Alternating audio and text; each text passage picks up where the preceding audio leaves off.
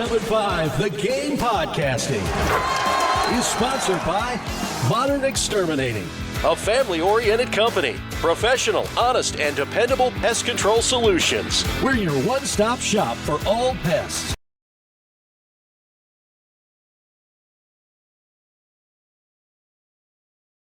The NFL has done a great job of selling the combine. Now, is there stuff you can glean from a combine? Sure. There's some little individual drills you can do with players that can show you maybe something about their lateral movement or their quickness, their short area quickness or stuff. Sure, I'm not saying there's no value. I just think the combine's overrated.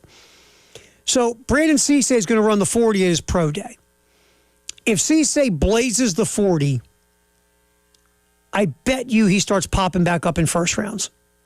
I just think that's what that he didn't run. If my memory serves me, which it really doesn't anymore, Cisse didn't run at the combine, didn't run the 40. And, you know, so if he pops a really good 40 time to go with what he has shown on tape, I think he will crawl back into mock drafts in the late first round. Could he go late first round? Sure. Could he go early second round? Yeah, I think that's Cisse's sweet spot from like 22, 23 in the first round into early second round. He could end up anywhere like that.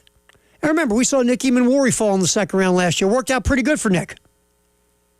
Went to a team with a coach who was a defensive guru who knew just how to use Nick Mainieri perfectly. Nick had a nice year because he was used perfectly by a defensive coach who watched Nick on tape, understood the positives, understood the things that he shouldn't ask Nick to do, and Nick shined because he was put in a position to succeed. If you're Brandon Cisse, that's what you hope for. Every player wants that. And, you know, with Cisse, I've said this before, he could play boundary corner, he could play slot corner. He was the best defensive player on the team last year. And honestly, you know what's funny? He graded out, I believe, as the best run defender on the team last year. Plus what he did in coverage, which he was good in coverage.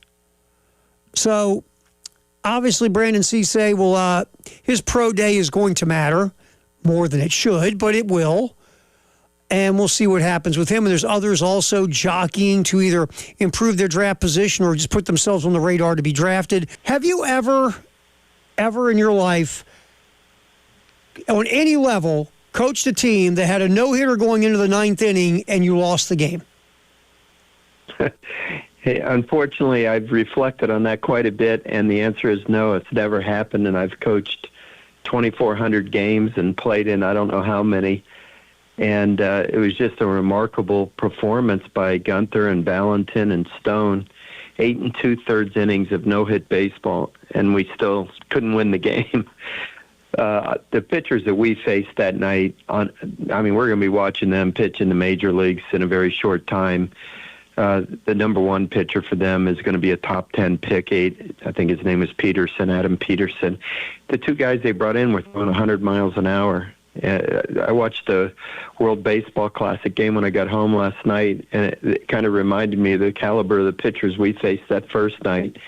It was an amazing game. It really was. And I actually thought we hit the ball pretty hard against Peterson in the first 4 innings, but the wind was blowing in. It really was not a hitting environment, not taking anything away from our pitchers or their pitchers, but it was just hard. We hit some balls, squared them up good, and unfortunately, they just died in the wind or they were right at people.